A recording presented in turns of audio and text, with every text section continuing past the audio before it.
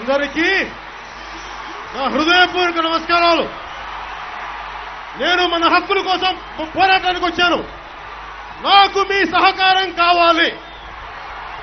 దయచేసి పోలీస్ శాఖ వారికి, మనకి అండగా నిలబడ్డ పోలీస్ శాఖ వారికి,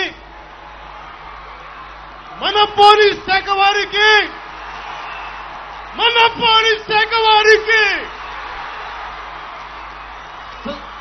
సహకరించాల్సిందిగా కోరుతున్నాను.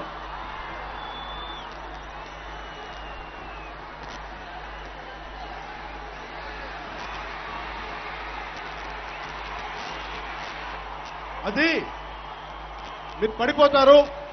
వినండి, ఆగండి. మీరు పడిపోతారు. మీకు దెబ్బ తగిలితే నాకు కన్నీళ్ళు వస్తాయి.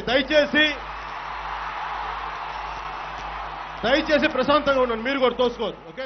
ప్రతిపక్ష నాయకుడు గారు నిన్న చంద్రబాబు నాయుడు గారు ప్రత్యేక హోదా ఇవ్వనంటే ఆహ్వానించామని చెప్పి తప్పుడు విషయాలు సభలో చెప్పారు. అధ్యక్ష, ఆహ్వానించలేదు. ఇప్పటి వరకు కేంద్ర ప్రభుత్వం అందించినటువంటి సహాయాన్ని స్వాగతిస్తున్నా, ఇంకా ఈ రాష్ట్రానికి చాలా చేయవలసినటువంటి అవసరం ఉందని స్పష్టంగా చెప్తే